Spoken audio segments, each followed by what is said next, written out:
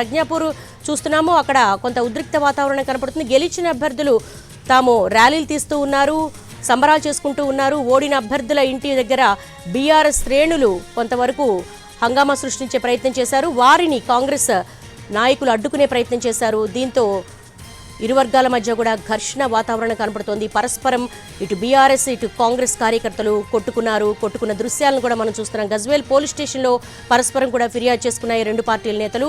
సిద్దిపేట జిల్లా గజ్వేల్లో ఉద్రిక్త వాతావరణాన్ని చూస్తున్నాం.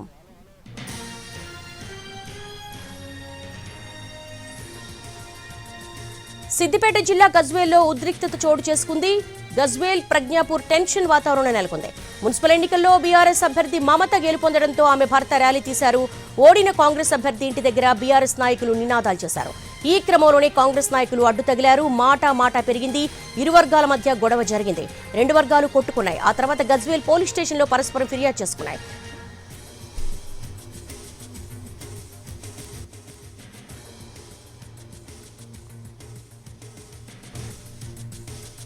సిద్దిపేట జిల్లా గజ్వేల్లో ఉద్రిక్తత చోటు చేసుకుంది. దీనికి సంబంధించి మోర్ డీటెయిల్స్ మా ప్రతినిధి శ్రీనివాస్ అడిగి తెలుసుకుందాం. శ్రీనివాస్, పరస్పరం ఇరు వర్గాలు కూడా కంప్లైంట్ చేసుకున్నాయి. అసలు స్పాట్ లో ఏం జరిగింది?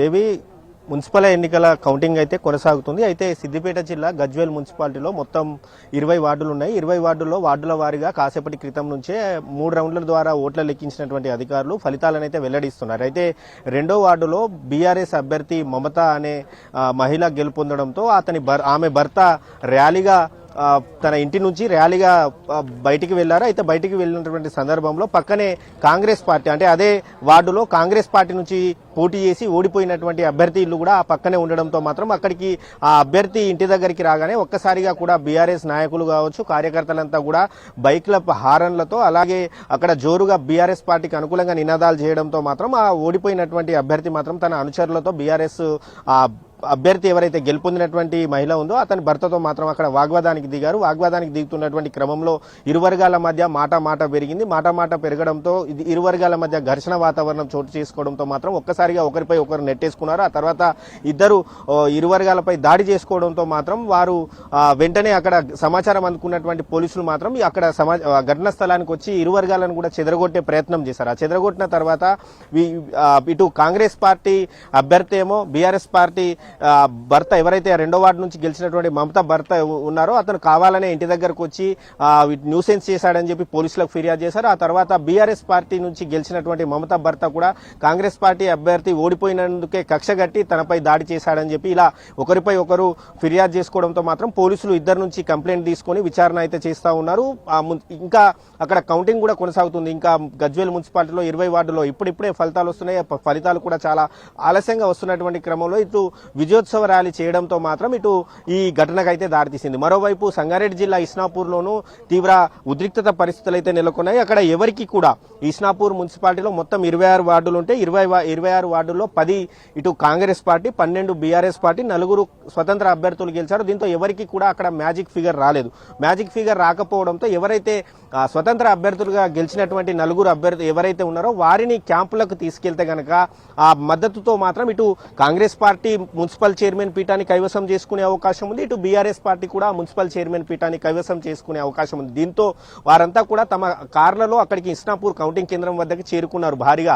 ఎవరైతే ఆ కౌంటింగ్ కేంద్రం నుంచి స్వతంత్రులు బయటికి రాగానే వారిని వెంటనే ఆ కారులో ఎక్కించుకొని క్యాంపుకు తీసుకెళ్లి వారిని తమ పార్టీ వైపు మలుచుకొని ఆ మున్సిపల్ పీఠాన్ని కైవసం చేసుకోవాలనేది కాంగ్రెస్ బీఆర్ఎస్ పార్టీ నాయకుల ప్లాన్. కానీ అక్కడ ఒక్కసారిగా కూడా ఉద్రిక్తత నెలకొంది. ఇరు పార్టీల నాయకులు, ఇటు కాంగ్రెస్ పార్టీకి చెందినటువంటి నాయకుల కార్లు, ఇటు బీఆర్ఎస్ పార్టీలకు చెందినటువంటి నాయకుల కార్లు ఒక్కసారిగా రావడంతో మాత్రం ఇటు కాంగ్రెస్ పార్టీ కార్యకర్తలు స్వతంత్ర అభ్యర్థులను తీసుకెళ్తే బీఆర్ఎస్ పార్టీ కార్యకర్తలు అడ్డుకోవడం, బీఆర్ఎస్ పార్టీకి చెందినటువంటి నాయకులు స్వతంత్ర అభ్యర్థులను తీసుకెళ్తే కాంగ్రెస్ పార్టీ వాళ్ళు అడ్డుకోవడం. దీంతో ఇరు వర్గాల మధ్య కూడా తీవ్ర వాగ్వాదం, ఇటు తోపులాట, ఘర్షణ వాతావరణం చోటు చేసుకుంటుంది. పోలీసులు కూడా వారిని నిలువరించే ప్రయత్నం చేస్తున్నారు.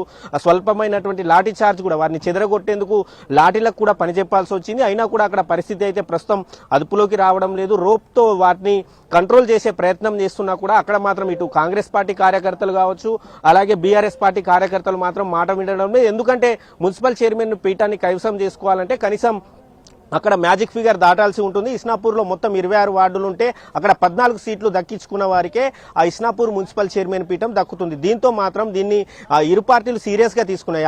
ఎవరైతే ఆ ఇండిపెండెంట్ క్యాండిడేట్స్ ఉంటారో దాంట్లో పార్టీల నుంచి ఒకవేళ రెబల్స్ నుంచి గెలిస్తే గనక వారిని తిరిగి పార్టీలో చేర్చుకోవడం, వారికి ఏదైనా ఆఫర్ ఇవ్వడం, లేకపోతే వారికి క్యాంపులకు తీసుకెళ్లడం, ఇది వాళ్ళు చేస్తున్నటువంటి అక్కడ ప్లాన్. కానీ ఈ బీఆర్ఎస్ పార్టీ కార్యకర్తలు కూడా తమకు ఎమ్మెల్యే ఎక్సాఫిషియో ఓటు వినియోగించుకున్న కూడా మరో సీటు వస్తేనే కూడా వారికి అది దక్కే అవకాశం ఉండడంతో మాత్రం ఈ అభ్యర్థులను అంటే స్వతంత్ర అభ్యర్థులను తమ వైపు తిప్పుకుంటే గనక మున్సిపల్ ఇప్పటికే సంగారెడ్డి జిల్లా పటాన్చెరు మున్సిపాలిటీలో ఇటు గడ్డపోతారం కావచ్చు, అలాగే గుమ్మడిదల 2 మున్సిపాలిటీలను బీఆర్ఎస్ దక్కించుకుంది. ఇంద్రశంలోనూ అత్యధికమైనటువంటి స్థానాలు గెలుచుకుంది. అక్కడ కూడా హంగ్ ఏర్పడింది. ఇప్పుడు ఇస్నాపూర్ మున్సిపాలిటీలోనే హంగ్ ఏర్పడంతో మాత్రం ఈ క్యాంపు రాజకీయాలకు తెరతీశారు.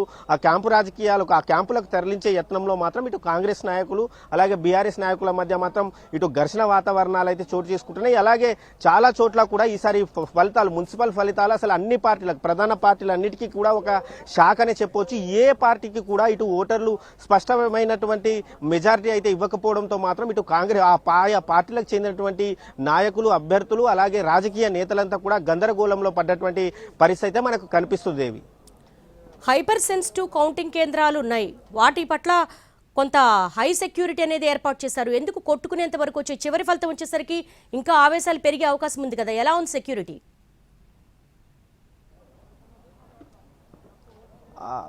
సంగారెడ్డి మున్సిపాలిటీలో మొత్తం 26 వార్డులకు 26 వార్డుల ఫలితాలు వచ్చేసాయి. ఫలితాలు రావడంతో వారి ఇప్పుడు కాంగ్రెస్ పార్టీ 10, బీఆర్ఎస్ పార్టీ 12, 4 స్వతంత్ర అభ్యర్థులు గెలవడంతో అక్కడ మామూలుగా కౌంటింగ్ సెంటర్లకు 100 మీటర్ల దూరంలో ఎటువంటి విజయోత్సవ ర్యాలీలు కావచ్చు, అలాగే అటువంటి వాటికి అసలు పోలీసులు అనుమతి ఇవ్వరు. కానీ ఎవరన్నా గెలిస్తే గనక మామూలుగా 100 మీటర్ల దూరం నుంచే కార్యకర్తలు కావచ్చు, వారి అనుచరులు కావచ్చు, తమ అభ్యర్థి గెలిస్తే అక్కడి నుంచి వారు విజయోత్సవ ర్యాలీగా వెళ్తారు, లేకపోతే అక్కడ కేకలు వేస్తారు, డాన్సులు వేస్తారు. కానీ ఇక్కడ ఇస్నాపూర్ లో పరిస్థితి ఏమైందంటే ఇప్పుడు వాటికి గెలిచిన ఆనందం కంటే ఆ మున్సిపల్ చైర్మన్ పీఠానే కైవసం చేసుకోవాలనేది 2 పార్టీలు భావిస్తున్నటువంటి మాట. దీంతో ఎవరైతే అక్కడ ఉన్నటువంటి కార్యకర్తలు అప్పటికే తమ అభ్యర్థులు గెలుస్తారు కావచ్చు, అలాగే తమ నాయకులు గెలుస్తారని చెప్పి కాంగ్రెస్ పార్టీ నాయకులు, బీఆర్ఎస్ పార్టీ నాయకులు అక్కడికి అప్పటికే చేరుకొని ఉన్నారు. కానీ ఇంత టైట్ సిచ్యువేషన్ వస్తుందని చెప్పి ఇటు బీఆర్ఎస్ పార్టీ కావచ్చు, కాంగ్రెస్ పార్టీ ఊహించలేదు. దీంతో వారంతా కూడా అక్కడికి అప్పటికే చేరుకోవడంతో మాత్రం వెంటనే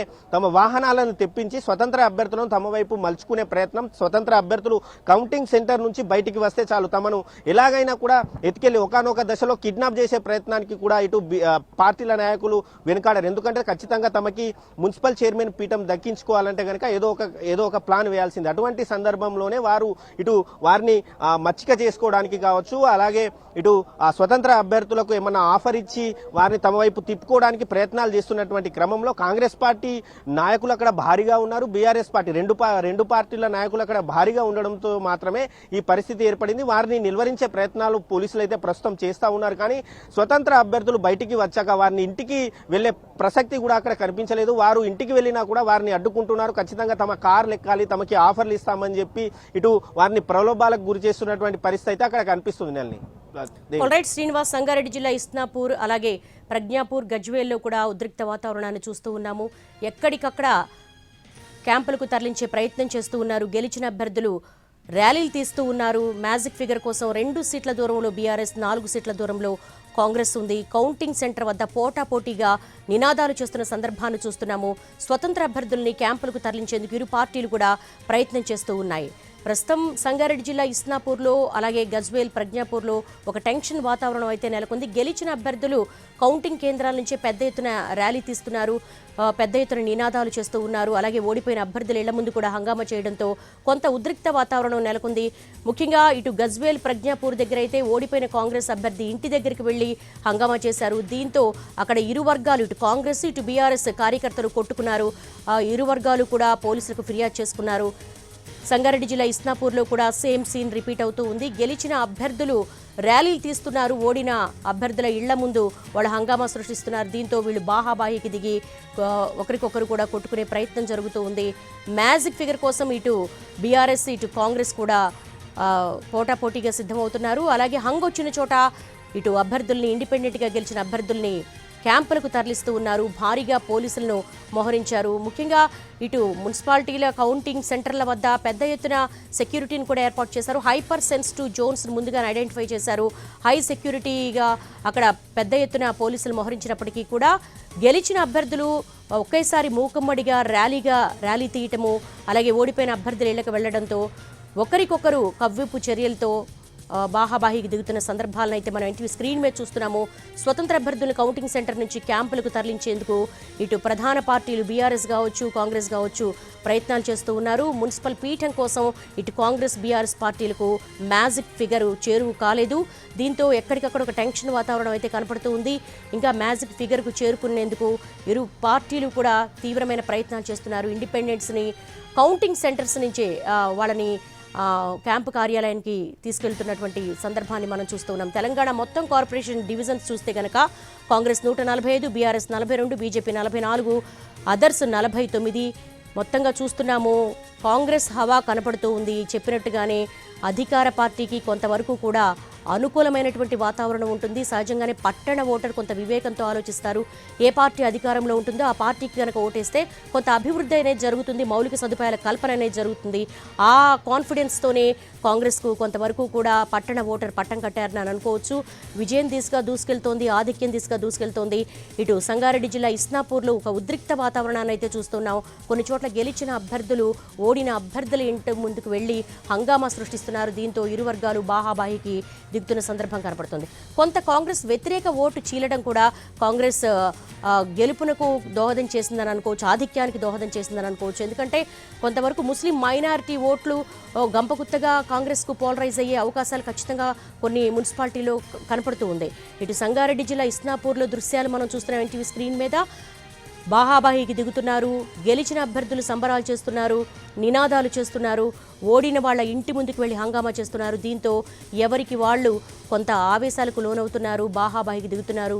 ఇరు వర్గాలు కూడా పోలీస్ కంప్లైంట్ చేసుకుంటున్నారు. పోలీసులు పెద్ద ఎత్తున మోహరించారు, వారిని నిలువరించే ప్రయత్నం చేస్తూ ఉన్నారు.